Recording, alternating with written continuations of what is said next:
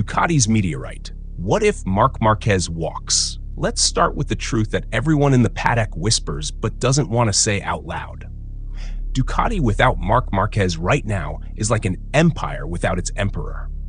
You don't even need to imagine. Just look at the grid in 2025.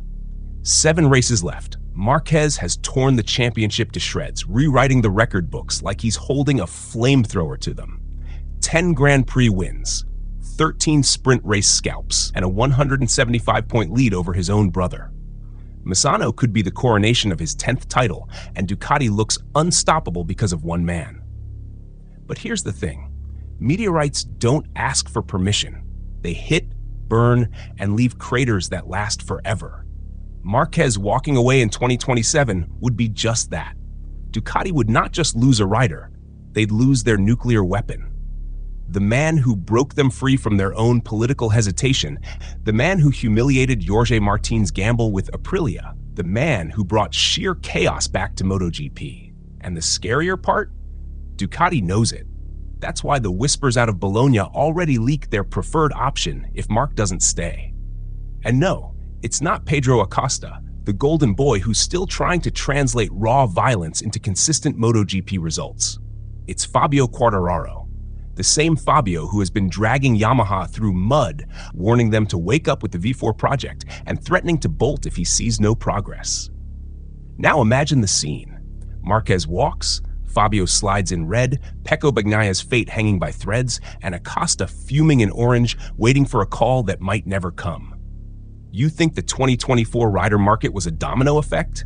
The 2027 grid would be a nuclear detonation.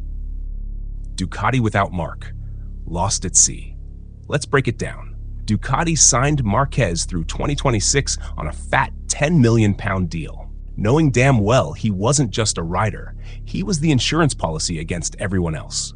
They chose him over Jorge Martin, and Martin is still biting down on that betrayal, now married to Aprilia with Marco Bezzecchi as his wingman. Together, they're building a dark horse future that could haunt Ducati once the 850cc era begins. But Ducati's fear is real. If Marc decides he doesn't trust Bologna's 850cc project, he'll walk.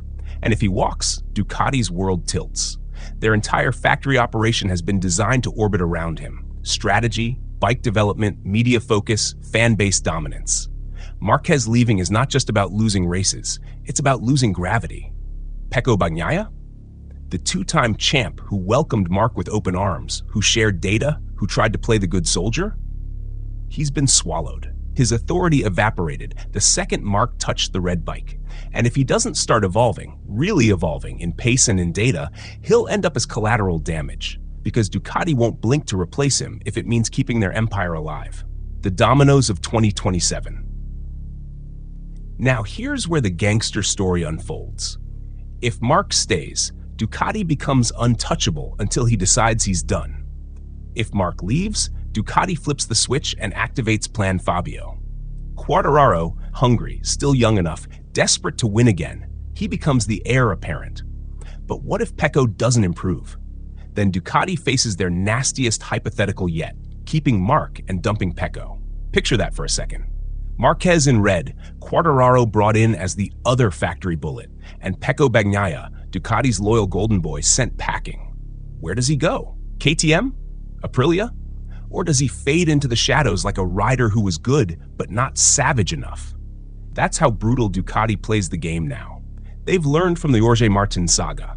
Emotion means nothing. Titles mean nothing. It's about survival in the Marc Marquez era. And if Marc leaves while Pecco stays, Ducati is gambling with a man who hasn't shown he can carry the team without outside help. That's the nightmare. Fabio versus Pedro versus the unknown. Let's not forget the sharks circling. Pedro Acosta is locked with KTM through 2026, but you know damn well he'd crawl over broken glass to land on a Ducati. He sees it as the ultimate proving ground, the machine that lets him fight the OGs. But Ducati doesn't see Pedro as their first choice. Why? Because Pedro is still chaos. He's fireworks, but he hasn't mastered the long war.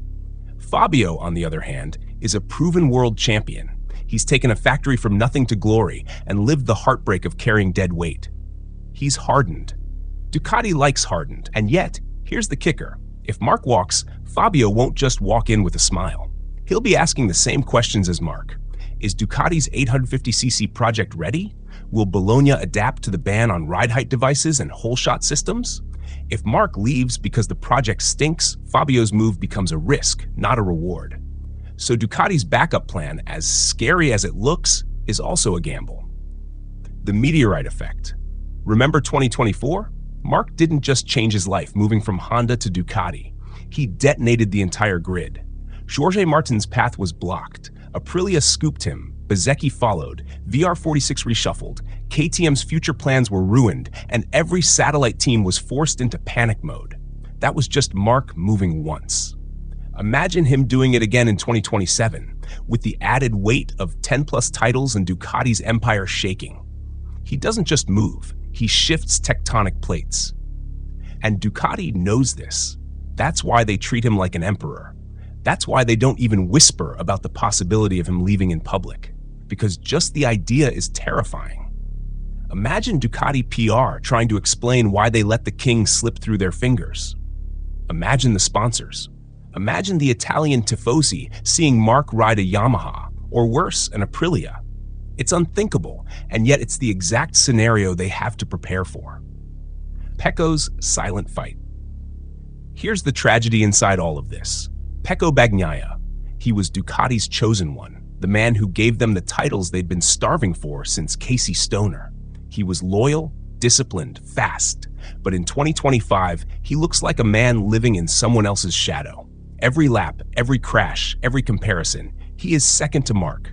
And unless he flips the switch, unless he starts pulling Ducati data back in his direction, his position in the factory garage could collapse. And imagine the humiliation.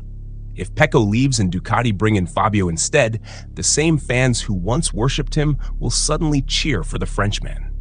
Loyalty is short in MotoGP when the winning stops. Ducati's dilemma: with or without Marc again? So let's answer the core. What if Marc leaves? Ducati gambles on Fabio. Ducati risks losing their dominance in the 850cc era. What if Marc stays and Pecco leaves? Ducati rebuild with Fabio anyway, creating a super team that looks like war. What if both stay? Then Ducati holds the nuclear codes until Marc retires. But here's the gangster truth. Ducati has already chosen survival. They will not beg Marc to stay. They will not cry if he leaves. They will reload. They already marked Fabio as plan A. They will throw Pecco into the fire if they must. Because in the end, Ducati has learned that MotoGP is not about family or loyalty. It's about power. And right now, Marc Marquez is power incarnate. So you want the scariest scenario? It's not Marc leaving. It's Marc staying, Ducati dumping Pecco, and Fabio Quartararo walking in. That's a storm no other factory survives. That's a dynasty. And yet, the question always lingers. What if Marc does it again? What if he detonates the market like 2024? What if Ducati becomes just another stepping stone in the OG's hunt for immortality? You decide. Leave your comments below.